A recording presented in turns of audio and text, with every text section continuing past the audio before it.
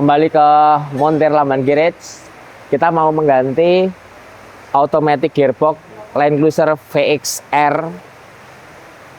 ini 80 karena kendalanya maticnya bodoh, belum pakai ECU, jeduk, terus lari di atas 120, RPM-nya terlalu tinggi, kickdown-nya lambat. Akhirnya mobil ini jauh kurang nyaman di sektor matic, tapi mesinnya powerful, bodi bagus, suspensi oke, tapi maticnya agak PR. Oleh karena itu kita coba mengganti matic 4 speed menjadi 8 speed. Ini menggunakan HP 870, 8 speed, kuat dengan torque kurang lebih 700 Newton. Apa aja yang diperlukan? Nah, transfer case kita masih menggunakan bawaannya 80 series, cuma kita bikin adapter. Ini adapter yang dibikin oleh kita sama shaftnya set, jadi tinggal PNP. Lalu 1 unit gearbox 8 HP yang sudah disiapkan. Ini adalah swivel untuk oil cooler. Ini adapter gearboxnya. Jadi nanti PNP juga ke mesin 1 HDT. Lalu ini adalah adapter converter. Jadi konverternya menggunakan 8 HP, tapi flex plate-nya menggunakan 1 HDT. Ini sudah dibikin. Ini sensor untuk baca putaran mesin, RPM crank sensor. Lalu shifternya modelnya macam-macam ya. Ada yang ini, ada yang itu. Ini kita coba pakai ini sama bracket 3D print. Tuh, yang tidak kalah penting adalah TCU. TCU-nya macam-macam, kita pakai Turbolemic. Banyak TCU, kita lagi develop sama Speedtronic tapi belum jadi. Mungkin akan lebih murah dibanding pakai Turbolemic. Tapi karena mesinnya ini diesel, kita nggak punya input yang banyak, akhirnya kita putusin pakai Turbolemic. Kalau mesinnya bensin, bisa menggunakan Max ECU, lebih hemat. Tapi ini kita karena mesinnya diesel, kita pakai Turbolemic. Nah, ini prosesnya. Hari ini kita coba mau naikin. Kita pasang adaptor dulu, lalu kita fitment adaptor converter, baru kita akan naikin si Matic 8.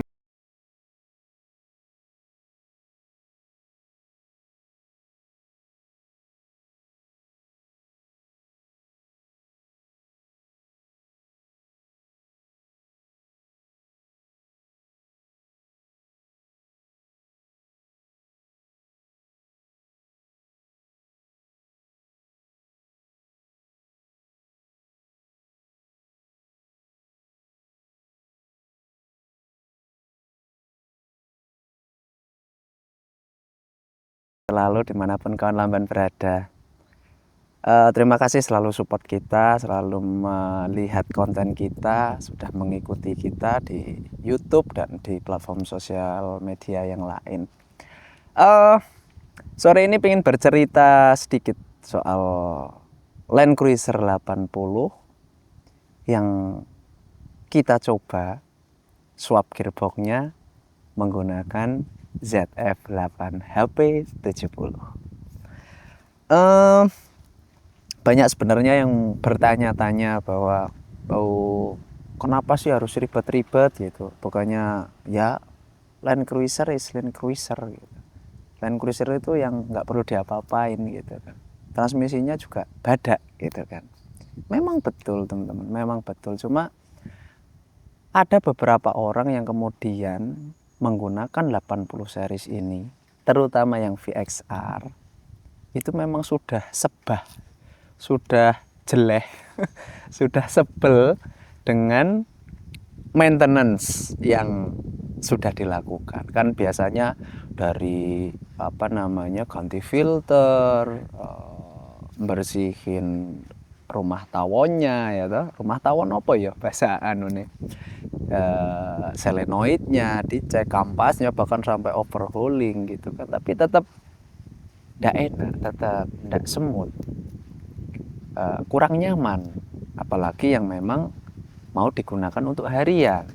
Dan problem utama yang paling kerasa nyebelin adalah ya 80 series ini kan kalau misal untuk orang-orang yang suka trekking naik gitu ke, anggaplah ke Telomoyo, ke Ketep, ke Dieng atau ke Ciwidey, naik mubeng menggok gitu kan, perlu akselerasi yang cukup lumayan gitu, artinya RPM agak-agak tinggi gitu lah. 442 ini benar-benar menyebalkan, pasti gampang banget overheating gitu.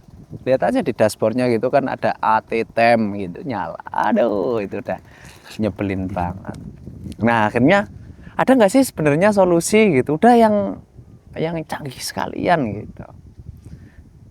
Dan titik temunya di sini, bahwa di mana dunia ini orang-orang otomotif entusias itu sedang sangat suka dengan teknologi si ZF8HP ini.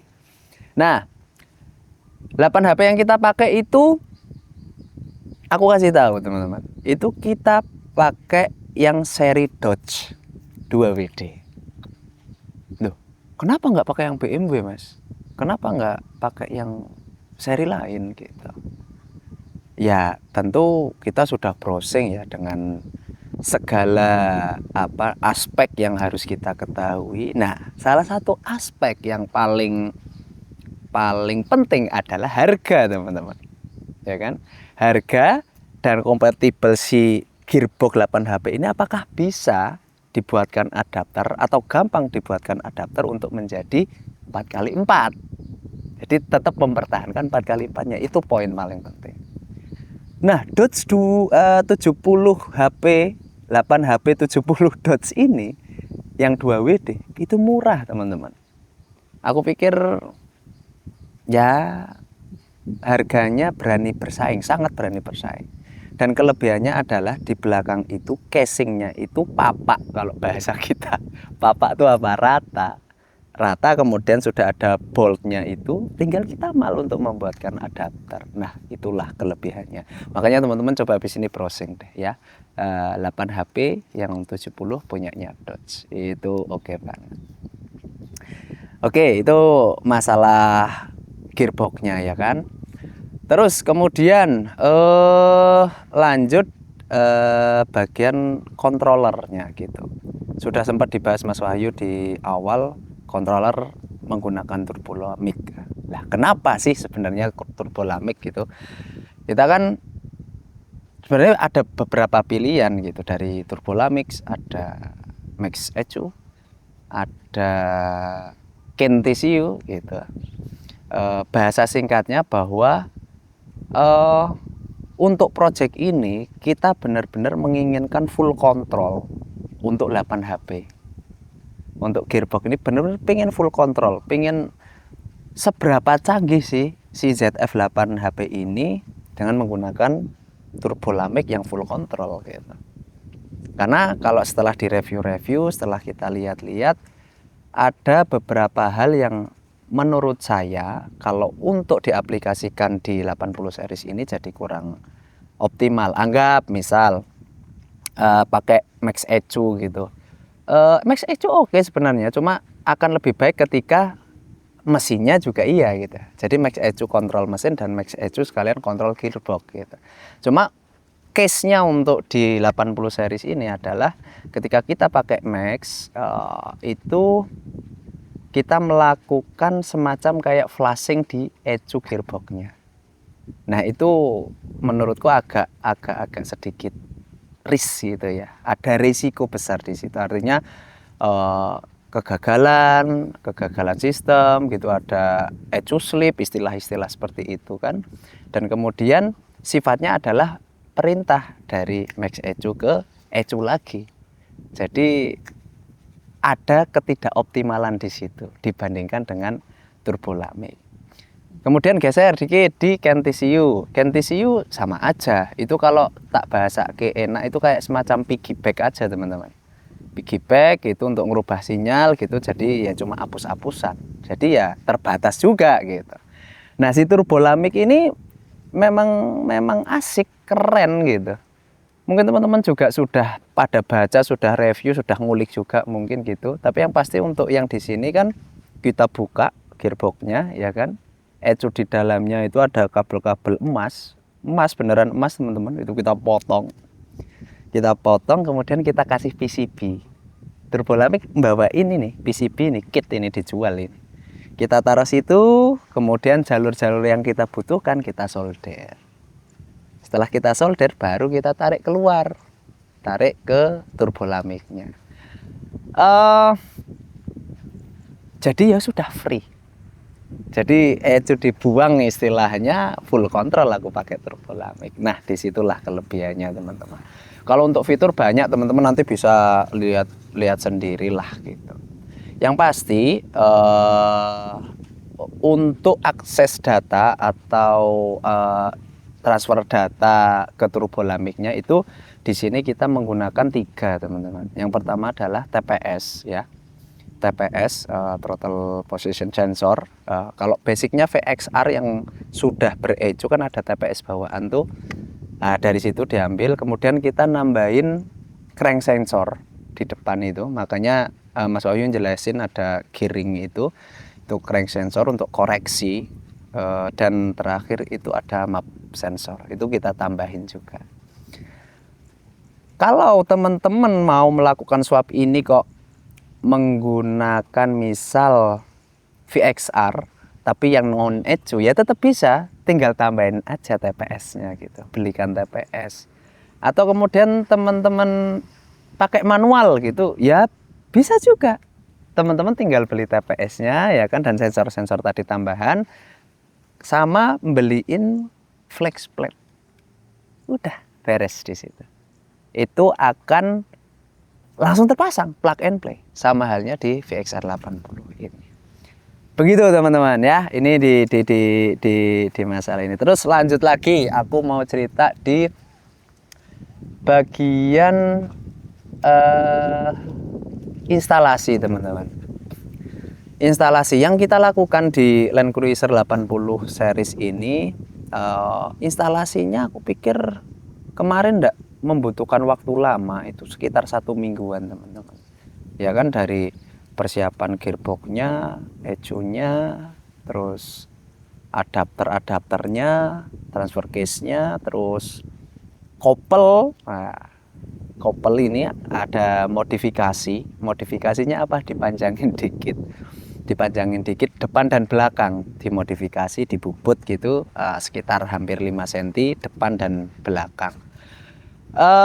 Aku sempat share dengan teman-teman dari Malaysia, terus kemudian ada juga dari Abu Dhabi gitu yang mereka sudah berhasil tapi di 100 series ketika gearboxnya pakai yang punyanya BMW, itu tidak ada merubah sama sekali di kopel gitu. Tapi kalau untuk yang pakai Dodge ini kita melakukan improvement dikit dengan menambahi kopel sebanyak 5 cm.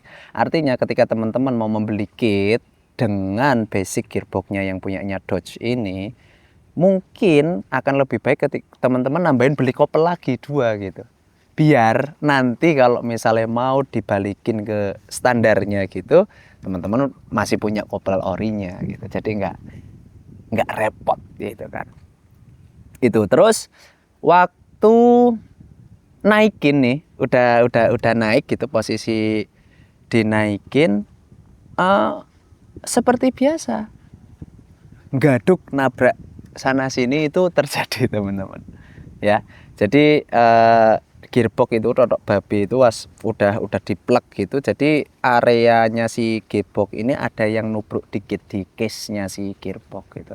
Jadi ya seperti biasa tukang kenteng langsung beraksi gitu, ada semacam tutuk-tutuk kecil gitu, deng gitu, biar ruangnya jadi lebih luas. Jadi ada space antara body dengan gearbox, dan itu aman teman-teman, itu aman. Ada lagi improvement yang perlu dilakukan adalah di bagian knalpot. Knalpot itu juga ada dikit lah improvement dikit yang itu sifatnya juga bertabrakan. Nah itu tinggal dipotong aja, geser dikit, las lagi, itu sudah beres, tidak terjadi masalah. Nah, itu terus ada yang tanya sebenarnya, Mas, lah itu terus shifternya itu dipasang di konsol tengah itu nyowak-nyowak enggak gitu kan. Kalau basicnya itu VXR teman-teman, konsol box VXR itu tidak ada nyowak sama sekali, tidak ada ngerusak motong-motong, nggak ada. Jadi ya shifternya si VXR aslinya dicopot gitu, udah bolong kotak. Lah kita sudah membuatkan kayak semacam penutupnya malnya gitu dari 3D pin, udah di plug gitu, plug udah ketutup rapi. Itu worth it lah, sangat oke. Jadi memang sebisa mungkin meminimasi nyowak-nyowak terutama di bagian interior ya, karena pasti banyak teman-teman yang wah ini masih konsol box asli, masih original, masa dicowak-cowak, kan sayang sekali. Nah ini dalam instalasinya aktualnya tidak ada cowakan sama sekali, begitu. Kemudian lagi ada yang bertanya juga bahwa Mas, lah ini sudah ganti gearbox terus gimana di apa namanya, di cluster speedometer gitu, indikatornya gimana? Untuk sekarang ini memang yang berguna itu cuma P aja teman-teman, P dan R, sorry, P dan R yang nyala ya, P, R dan tanda handrem itu nyala. Jadi tertuang atau terinformasikan ke kita. Tapi ya hebatnya tadi Turbolamik membawain display kecil layar gitu, itu sebagai kontrol di situ. Di situ tuh ada profil mode, kemudian ada gear, perpindahan gear dari 1 sampai 8 itu, terus ada temperatur si matic-nya. Jadi ya sudah sangat cukup, itu display itu sudah sangat cukup, dan itu kita buatkan casing gitu, kita taruh di kanan setir, udah sangat oke banget sebagai display kita memantau gitu kan. Dan juga ada potensio selektor gitu untuk merubah modenya, karena Turbolamik ini canggihnya ya ada 8 mode itu, P1, P2 sampai 8 kan. Yang ini nanti bisa teman-teman masukin tuningan sesuai selera teman-teman. Kalau sementara ini P1 yang kita setup itu untuk daily use gitu, kota-kota aja, santai, smooth gitu kan. P2-nya itu istilahnya mungkin sport gitu ya. Kalau P1 tadi comfort, terus P2 itu ada sport, P3 sport plus gitu kan. P4-nya manual smooth, P5-nya manual sport, gitu-gitu. Bisa benar-benar disesuaikan dengan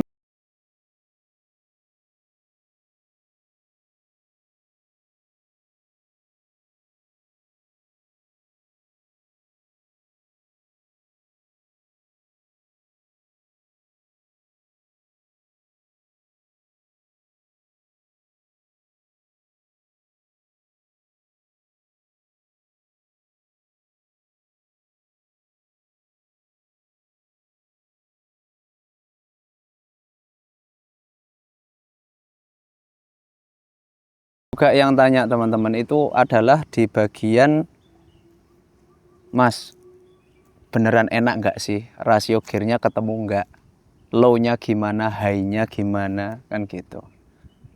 Sekaligus juga banyak yang tanya, ini 4x4-nya tuh aktif apa enggak, kan gitu kan. Nah, aku menjawab dulu bahwa ya ini kan Land Cruiser teman-teman, mobil 4x4 gitu. Semangat kita memang naruh teknologi baru di mobil ini dalam bentuk gearbox kan gitu. Ya 4x4-nya harus tetap aktif kan gitu. Harus, itu suatu kewajiban kalau menurutku. Karena kalau 4x4-nya nggak aktif ya ngapain, udah bukan Land Cruiser gitu. Artinya salah satu value dari Land Cruiser itu ya 4x4-nya kan gitu teman-teman. Itu masalah 4x4. Kemudian adalah masalah rasio gear tadi itu. Nah, aku sambil lihat di HP ya, ini datanya teman-teman. Aku coba membandingkan dulu antara gearbox bawaannya kan A442F ya kan, 4 speed, dan dengan 8 HP ini. Perbedaan giginya nih. Gigi 1 dengan gearbox A442F itu rasionya itu 2,950 ya. ZF8 HP70 punya Dodge ini gear satunya, gigi satunya rasionya itu 4,71. Gila nggak perbandingannya? Gila nggak? Jauh banget gitu teman-teman. Gigi 2 A442 itu ada di angka 1,530 rasionya, 1,530.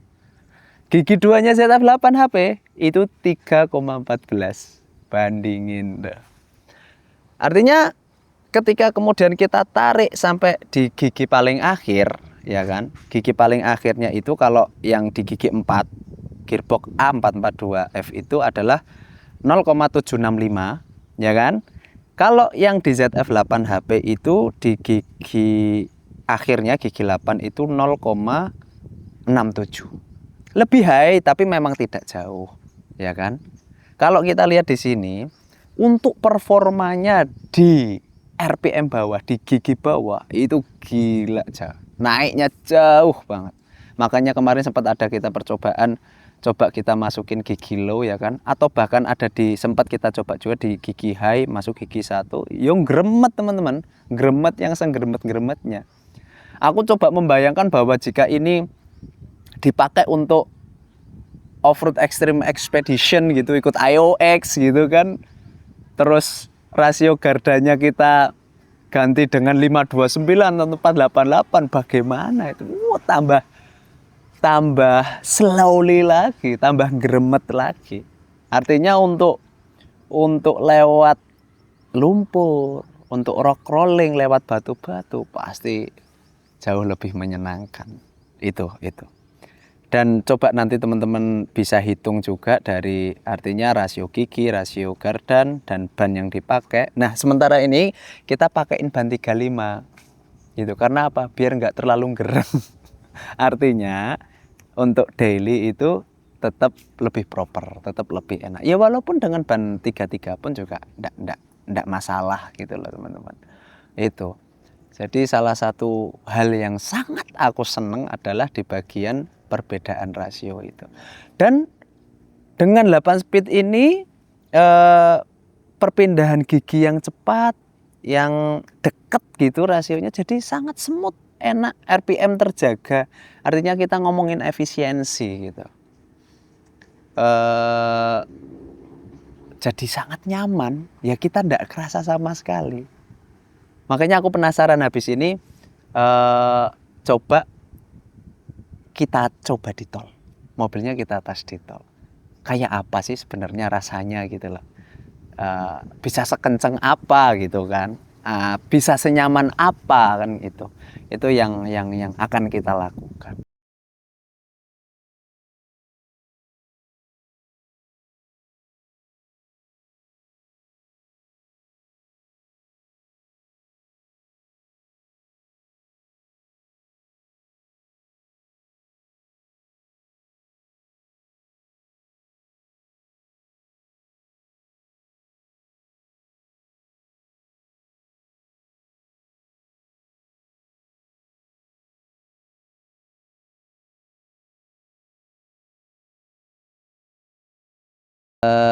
Cerita sedikit tentang pengalaman kemarin kita berproses untuk menginstal ZF8 HP70 di Land Cruiser 80 ini. Banyak hal baru yang kita temui, yang kemudian kita perlu pelajari lebih dalam lagi, ketemu masalah, ya kan? Pelajari lagi, coba lagi. Nah, itu yang akhirnya membuat Land Cruiser ini sekarang sudah jalan. Dan aku pikir semangat kita tidak hanya sampai di 80 series ini. Kita pengen juga ya Land Cruiser yang lain dibuatkan. Beberapa ini dari teman-teman yang akhirnya juga penasaran sudah masuk untuk membuat Land Cruiser 105-nya dengan mesin FZ.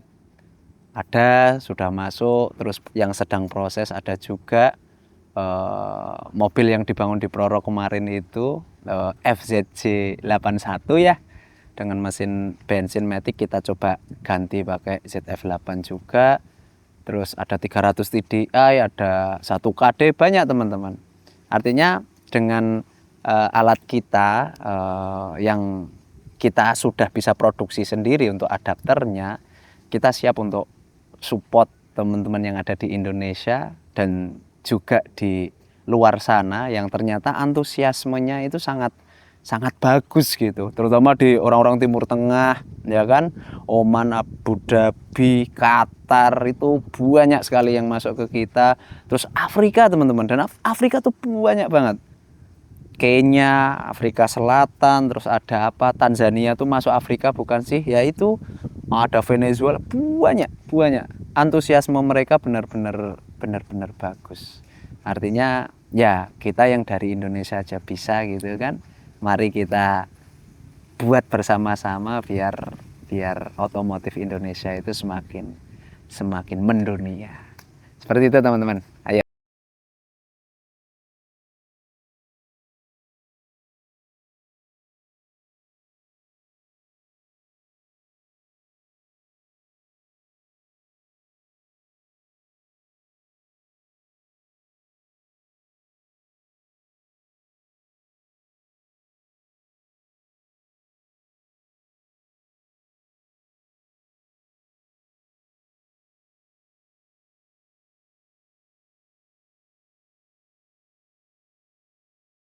Malam ini kita mau jalan-jalan, nyobain nih Land Cruiser ini 80, basicnya VXR ya kan, yang sudah kita swap pakai ZF8 HP 70.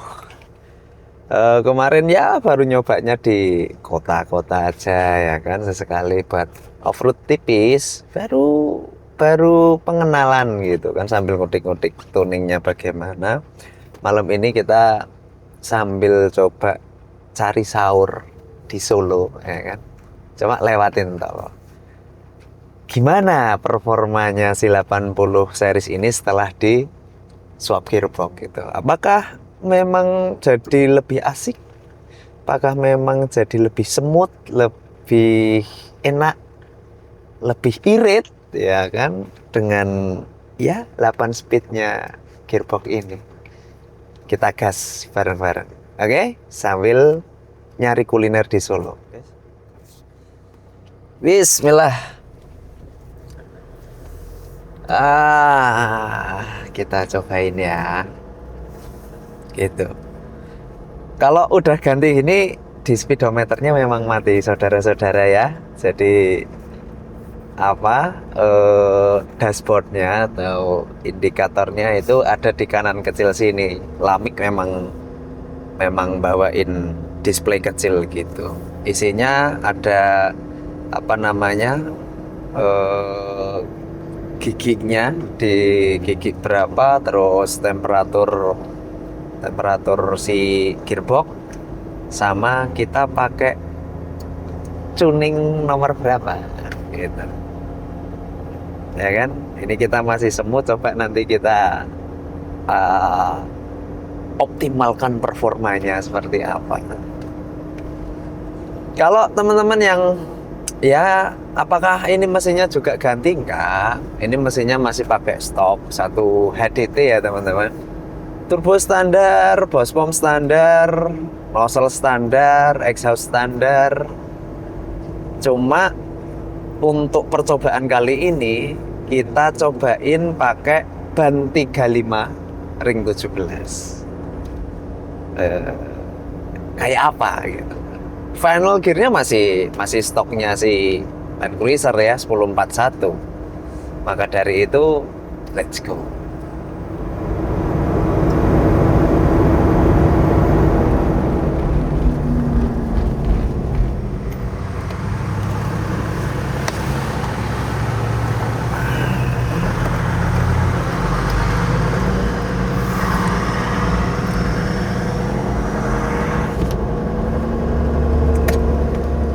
Depan ada VX 300. Coba ya gitu. Ini masih pakai profil 1, jadi full otomatis. Ini RPM 2000, udah gigi 6. Eh, masuk gigi 7.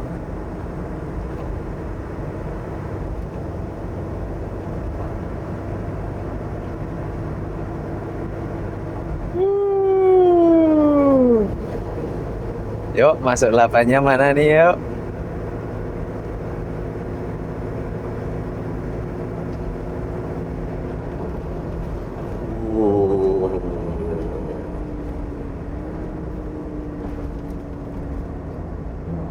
Yang enak ini kickdown-nya teman-teman. Di settingan otomatis ini kickdown-nya yang enak banget. Jadi smooth banget, ngeng, gitu. RPM-nya tetap kejaga gitu lah. Ya, sekilas ini memang kalau dibandingin dengan A442F yo jauh memang teman-teman. Asli jauh. Feel-nya tuh langsung ngerasa beda gitu.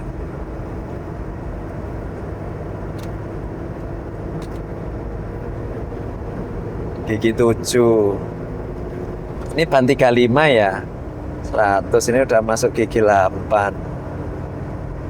Mungkin kalau aktualnya ini lebih kenceng dikit karena ini bannya 35 ya. Kan kalau 80 series kan speedonya kan di TC toh. Jadi kalau ganti ban gitu ya tetap nggak berubah juga. BM 2000 coba kita tahan aja.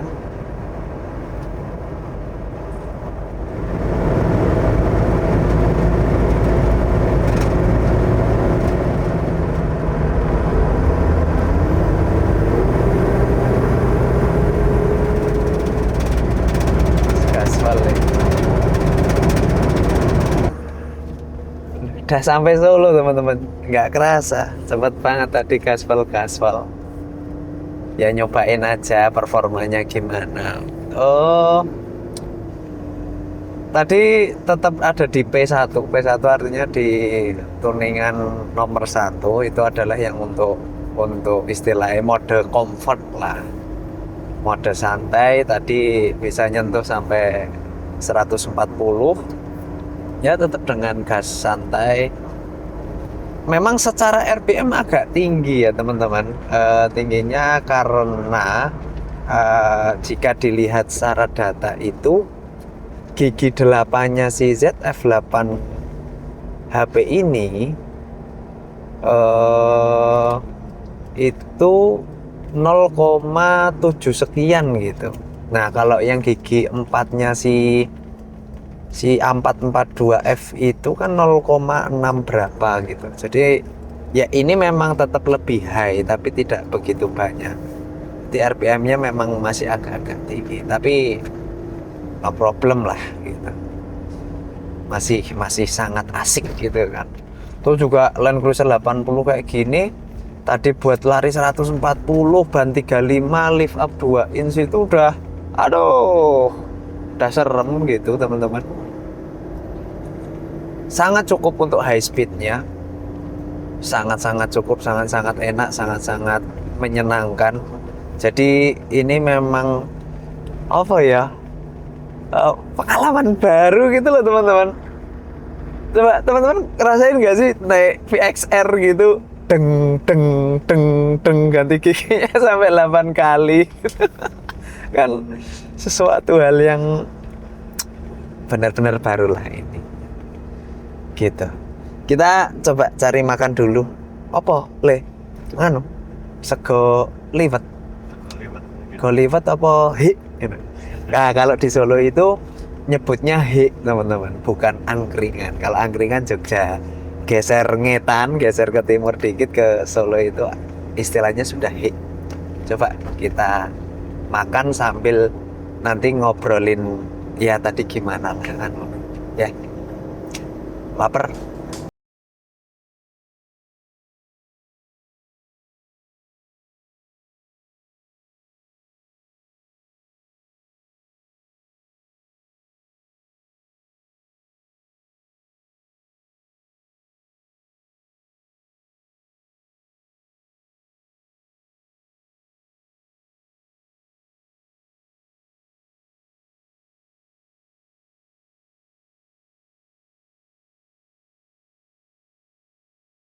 Sudah makan, sudah sahur, kenyang. Nih saatnya balik ke Jogja.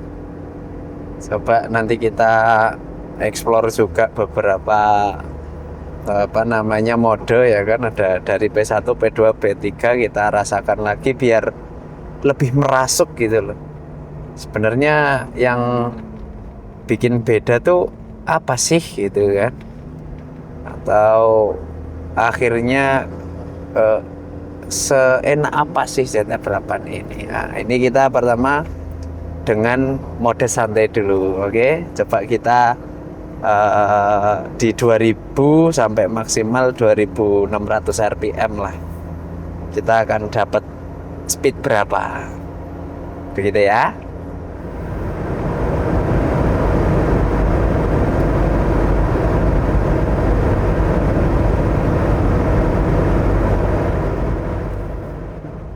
Ini gigi 8 RPM 2000, kita di kecepatan 120-an ini teman-teman.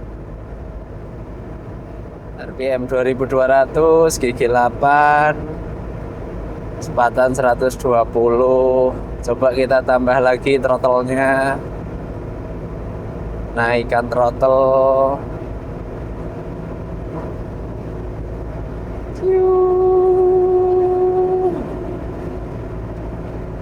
Santai aja, mesin nggak gereng-gereng ya. Tapi ini rasanya kencang banget karena suspensinya nggak enak ke baby. Tapi ini rasanya udah kencang banget teman-teman. Ya pakai ban 35 juga ya, jadi ya tahu sendiri teman-teman, semakin tinggi pasti kalau kenceng juga nggak nyaman kok. 2000 berapa nih, 400 2400, 120 lebih, hampir 130. Coba kita throttle up lagi. Wah, tapi ini enak banget bro.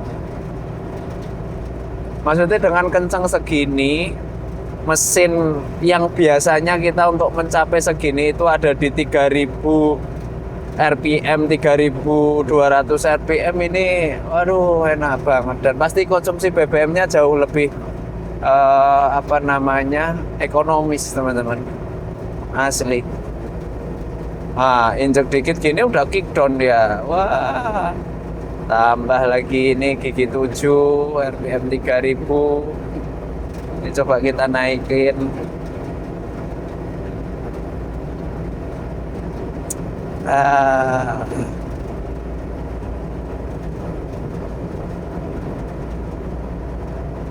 Tuh RPM 3000 gigi 7 tuh.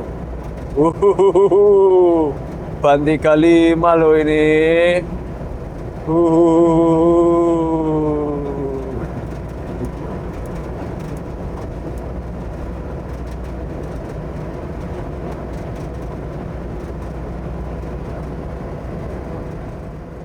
Dari tadi kan kita P1, sekarang coba kita pakai P3 ya. Ini di sebelah sini itu ada selektor, ya kan? Selektor kita celik P2, P3. Nah, ini setelan coro-coro nih sport atau sport plus gitu. Makanya kita cobain. Oke?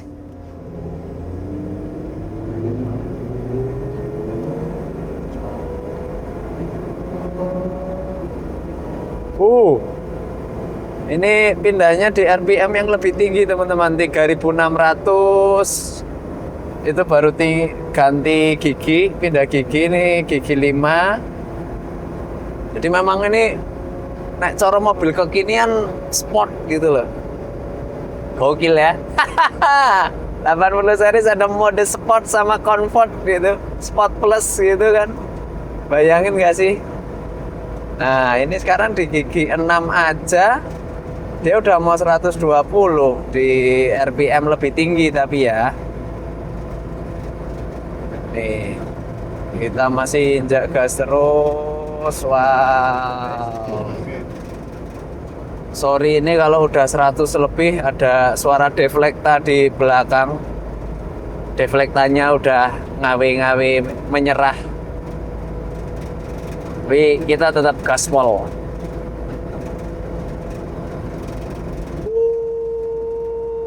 Kita tes batas limitnya dia. Masih gigi 6 ini teman-teman.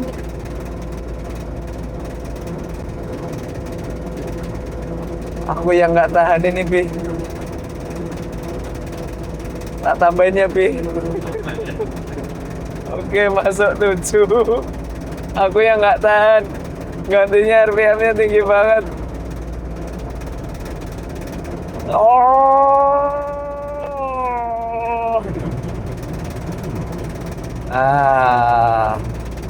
Tapi ya segini teman-teman.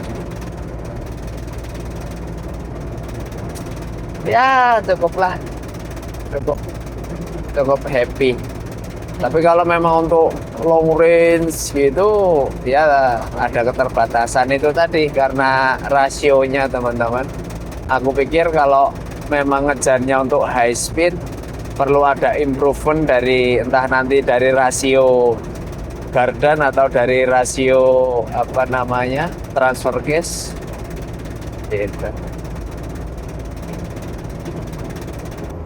Nah cuma kalau misal di yang kota-kota gini kan kalau malam udah sepi gitu, kalau teman-teman mau akselerasi enak banget nih kickdownnya, wow,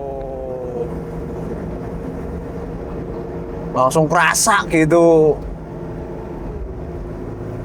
enak banget teman-teman. Dari nol gini kan, set mau nyalip gitu ya, wow, itu kerasa banget, enak, bisa responsif banget nih loh. Set kickdown, naik kickdown lagi, set naik lagi. Wah, ini yang bikin happy ini.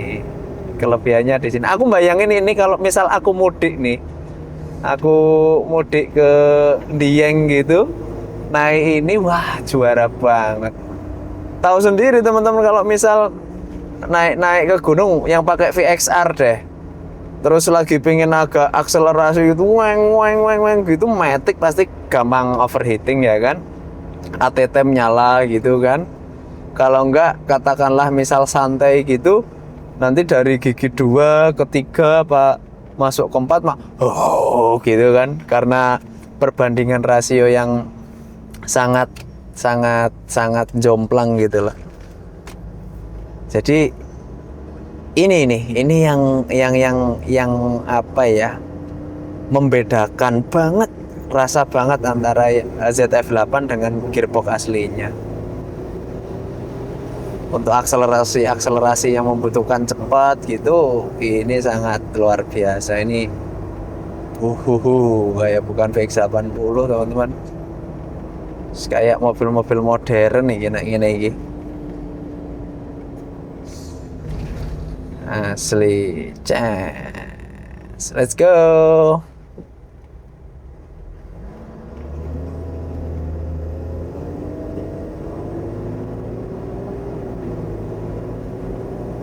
Mana?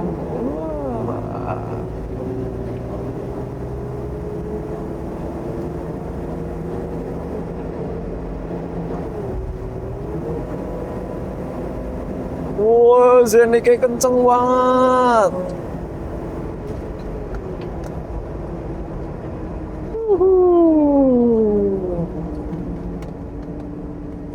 Iya, nek kono ABS, bro. Ini ABS-nya manual gini, gitu kan?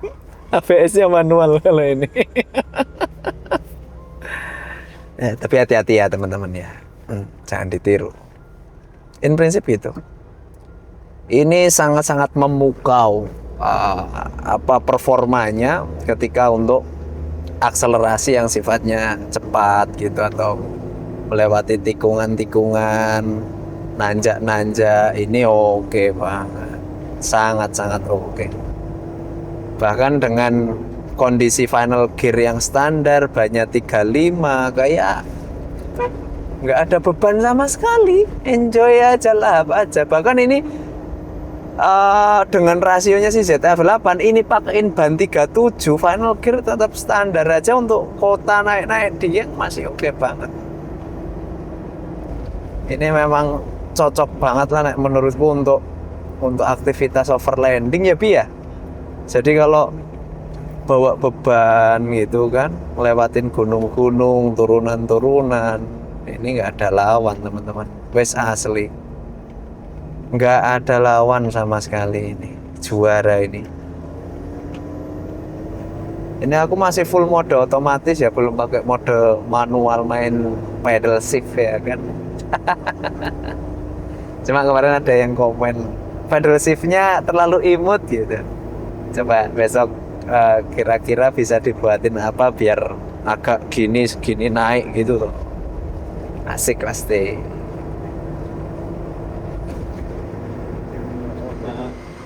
Oke, percobaan pertama kita coba lewat tol Jalan Jogja ke Solo cari makan sahur sudah selesai.